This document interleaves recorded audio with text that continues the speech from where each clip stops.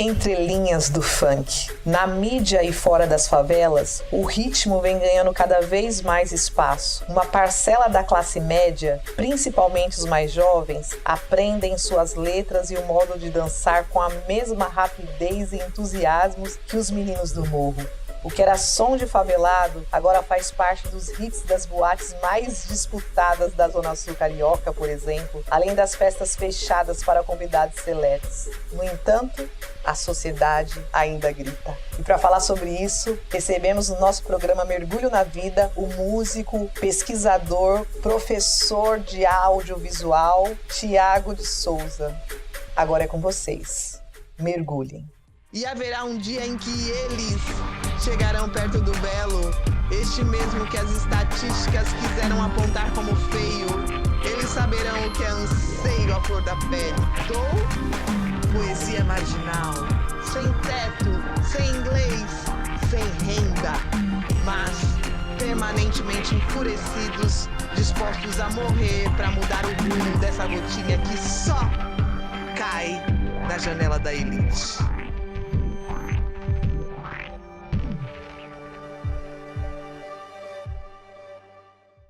João Cabral de Melo Neto, em seu livro A Educação pela Pedra, refere-se a um tipo de cultura nascida da pedra, uma leitura da vida dos sertanejos, a poesia lameada. No funk, a poesia é visceral, cotidiana, com gestos e frases concretos, abruptos e sexuais. Para entender as lições dessa pedra, é necessário aproximar-se, despir-se dos preconceitos, seguir sem diretrizes, sem zelos e sem medos. As lições de moralidades e a resistência devem ficar escondidas, olhos sempre abertos, ouvidos atentos, como um exercício torto, livros sem letras, apenas ilustrados com desenhos informais. No morro, o funk tornou-se quase regra, um porta-voz, um juiz sem regras. Através de meia dúzia de palavras, meninos e meninas expõem seus desejos, protestos, prazer, dores e sofrimentos. Vamos falar um pouco de moralidade, Thiago? Vamos. Quando você fala desse recado direto do funk, nesse texto, uma coisa que me veio imediatamente à cabeça é que tem alguns filósofos que pensam na pós-modernidade, que eles falam que a pós-modernidade é um fim de grandes narrativas.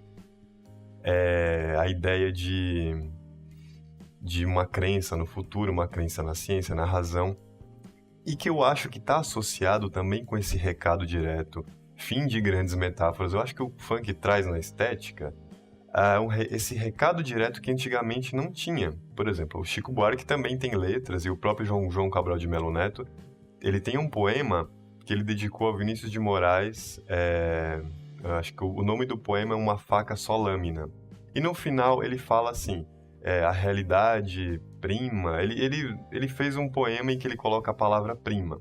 E aí numa entrevista ele falou assim, eu coloquei a palavra prima porque eu queria transar com a minha prima. Ou seja, mas esse recado, ele foi dito num poema complexo. O João Cabral é um dos poetas mais complexos da língua portuguesa.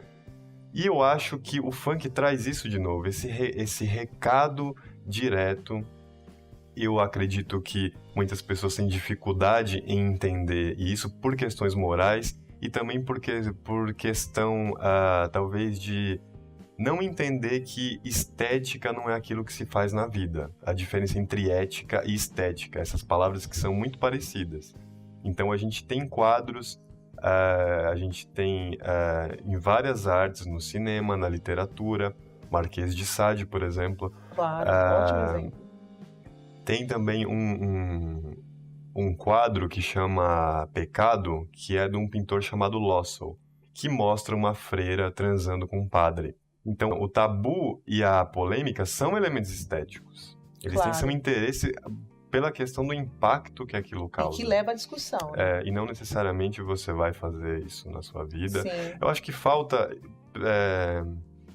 Existe o moralismo, resistência a tudo aquilo que é novo, né? Humberto Eco falava dos apocalípticos, que sempre condenam o presente em qualquer campo da atividade humana, e dos integrados, que se integram facilmente.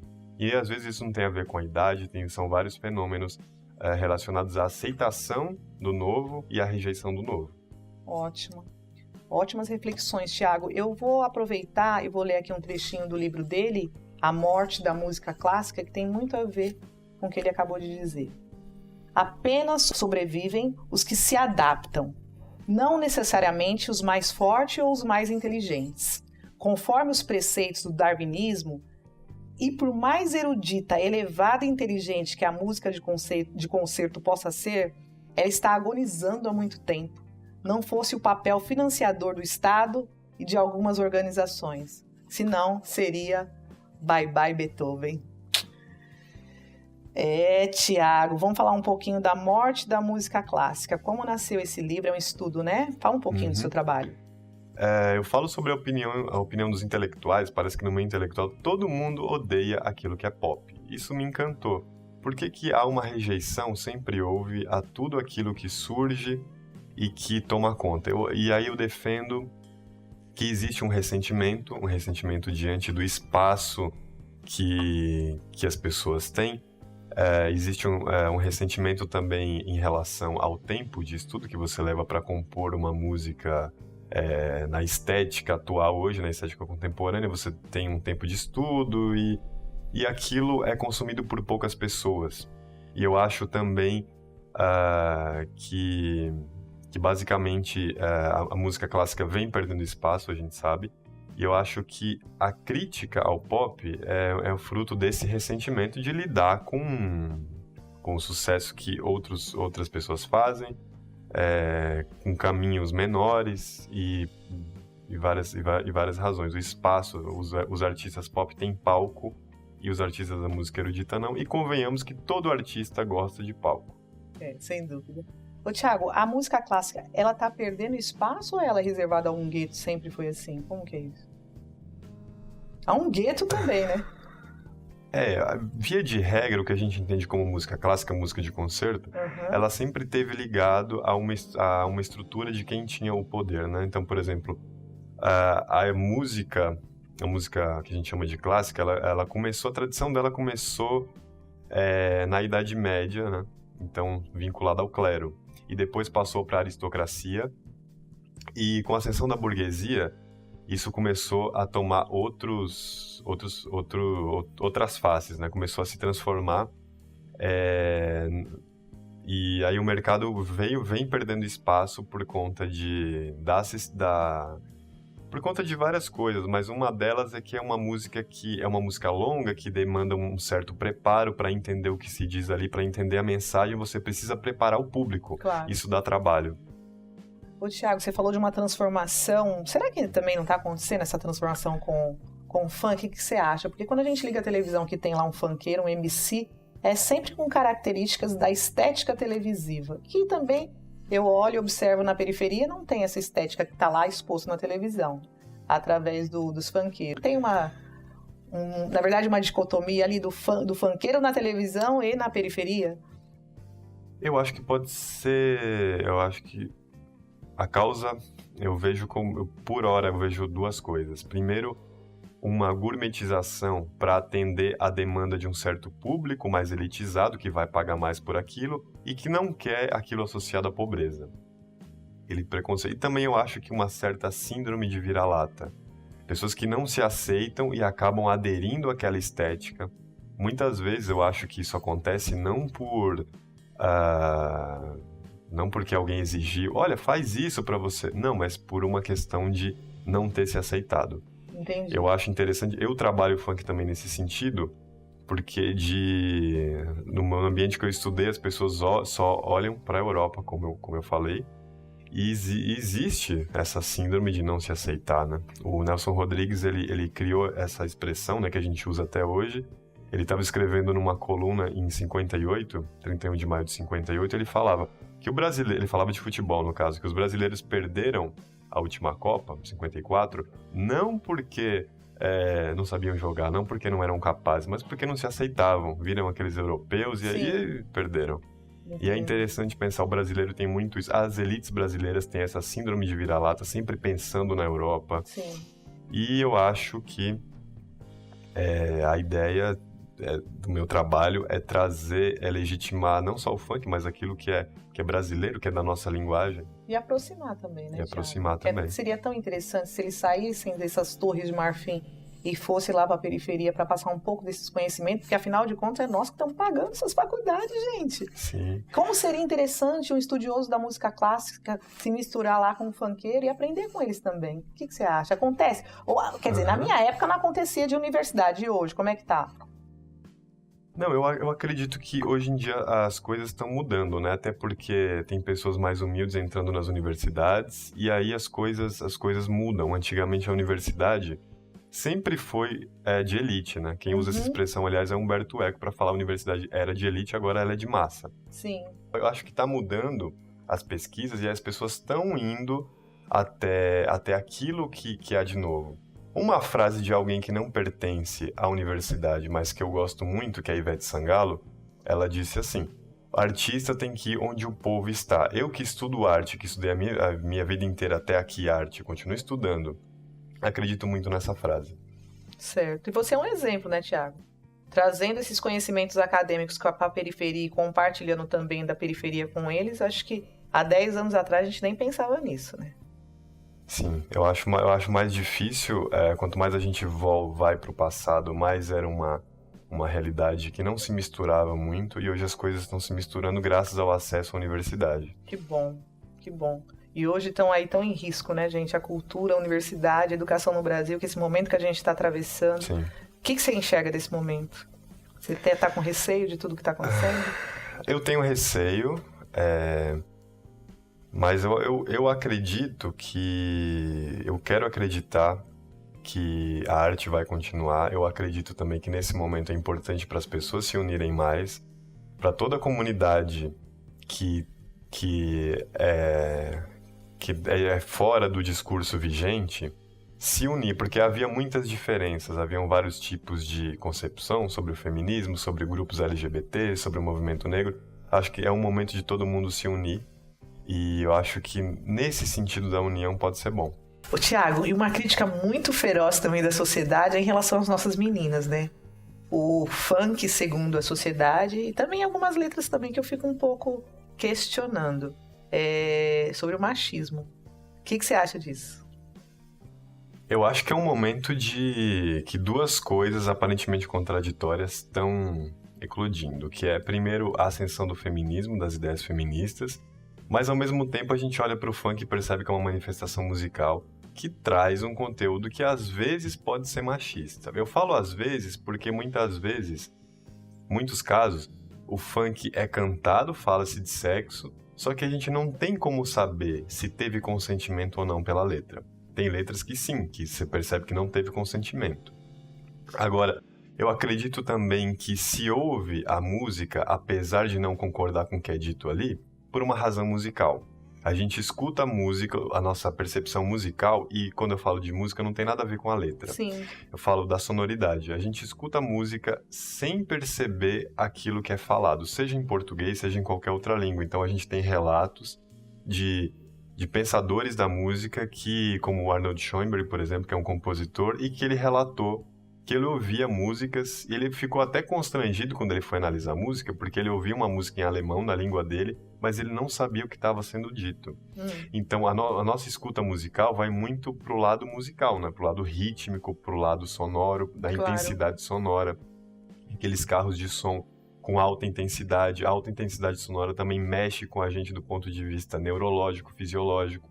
O grave em alta intensidade, quando a gente recebe isso, é a mesma região do cérebro que responde ao prazer. Então tem um prazer na escuta do funk que eu acho que faz com que a gente ignore algumas letras. Agora, não há problema nenhum em falar as letras, porque falar não é fazer. Claro. Aquilo é só uma estética que causa uma impressão e que a ideia é causar esse choque mesmo. Claro.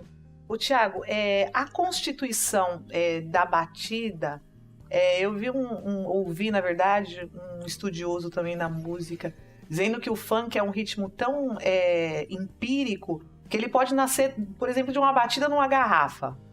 A constituição, cada funk tem sua batida, porque também outra coisa que nós ouvimos é que todos têm a mesma batida, não é isso? Ou é?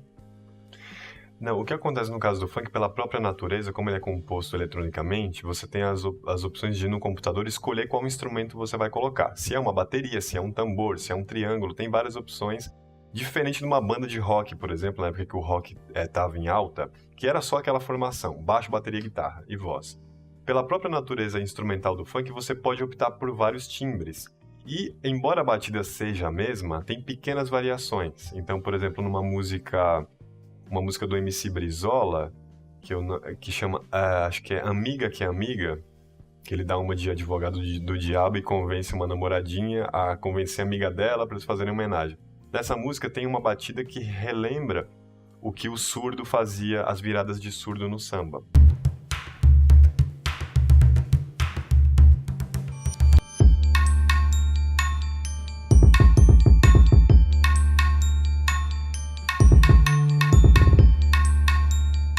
Tem também algumas pesquisas que associam o ritmo do funk com o ritmo de origem africana. Que A maravilha. gente percebe alguns cantos de Umbanda que tem esse mesmo ritmo.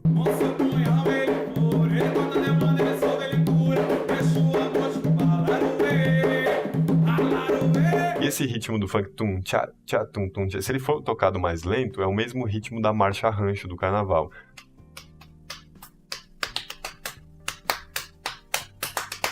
É um pouco mais lento, né? Do que o funk, mas é o mesmo ritmo. Então tem essa raiz negra. É presente genial no isso, funk, né? E, gente, agora a gente tá começando a chegar ao final do programa e eu tô aqui ainda tentando capitalizar o funk, te juro. Porque eu penso tanto na minha comunidade, na cidade de Tiradentes, tem tantos fluxos lá e tá tão agora proibido. E voltamos lá. Acho que uma maneira interessante, a gente já falou dos eruditos, né? Uhum. Falando do músico, antropólogo, estudando. Vamos falar sobre isso de novo? Você disse que o músico que tem que estudar, que seria interessante o músico estudar música muito mais do que o antropólogo, o sociólogo. Vamos falar mais? Me dói muito quando eu vejo alguns intelectuais falando sobre funk, porque funk é música, e esses intelectuais não são músicos. Eu cito, por exemplo, o Vladimir Safatli, que ele tem uma coluna que ele se opõe ao funk por várias razões, e a Márcia Tiburi, que também se opõe ao funk, que são filósofos mais midiáticos, e eles não são músicos. Eu acho que precisa um músico trazer essa reflexão musical para legitimar o funk, porque ele não tem nada que outras músicas também não tenham. Perfeito, Thiago. Vou aproveitar a deixa aqui para convidar os músicos, estudiosos, antropólogos, sociólogos, psicólogos, para conhecer a cidade de Tiradentes. Bora lá, gente. O maior complexo habitacional da América Latina tá cheio de fluxo lá, funkeiro, MC cheio de talento, a galera do passinho. Eles vão adorar receber vocês para a gente trocar conhecimentos. A gente precisa disso e também creio que eles também precisam da gente, não é, Thiago? Sim, eu acredito que vai ser muito útil tanto para a academia, para ter uma relevância social, para de alguma maneira devolver aquilo que foi aprendido para a sociedade. Claro. E também capitalizar o funk, gente. Vamos transformar tudo isso em economia criativa, né? Ajudar a sair um sustento lá. E fica esse convite. E também queria que você... Vamos divulgar um pouco do seu trabalho, seu livro, que ficou aqui tão escondidinho, e eu já achei o título tão interessante, A Morte da Música Clássica? Sim, exatamente. Bom, quem quiser o livro, esse livro ele tem um pequeno problema, quem quiser pode entrar em contato comigo, né, nas redes sociais ou através do telefone, porque esse livro foi publicado na Europa, então ele é vendido em euro, é um pouco caro, mas eu consigo fazer um desconto. E no meu canal no YouTube eu tento desconstruir essa imagem do funk de uma maneira divertida, até de uma maneira um pouco... digamos assim, agressiva para algumas pessoas. Impactante. E é o canal do Thiagson, né? E eu tento fazer humor, falar de funk e música clássica. Basicamente é isso. Muito obrigado pela atenção. Fico honrado de falar do meu trabalho aqui. Eu gosto muito. Me dá muito prazer e me deixa muito feliz. Obrigado, Cláudia. A gente que agradece. Foi uma aula aqui, gente. E é isso. Valeu. Muito obrigado. Valeu. O sucesso do canal depende de vocês. Então vamos lá, deixe seu like, se inscrevam, compartilhem